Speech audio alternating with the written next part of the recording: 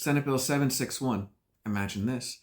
Imagine a survivor of sexual assault shows up to court and only finds out what a plea deal was made after it was already done.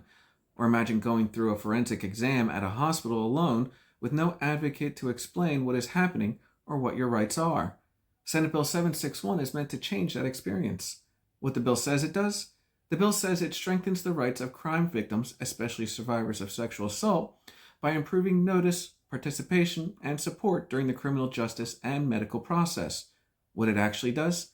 This means prosecutors must notify survivors about hearings and plea deals ahead of time, while judges lose the ability to approve plea agreements without confirming that the survivor was informed and consulted.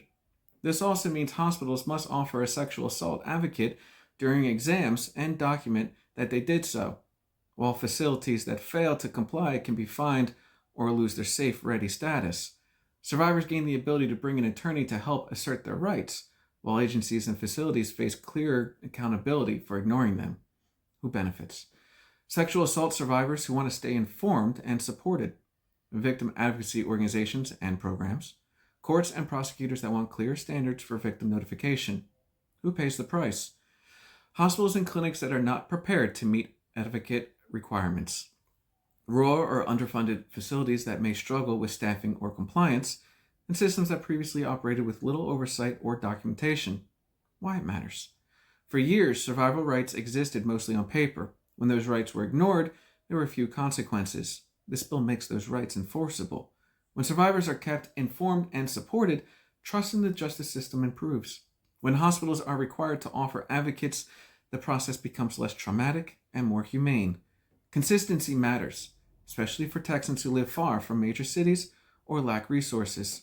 Questions to ask lawmakers. How will the state ensure rural hospitals have the funding and workforce needed to comply with advocate requirements?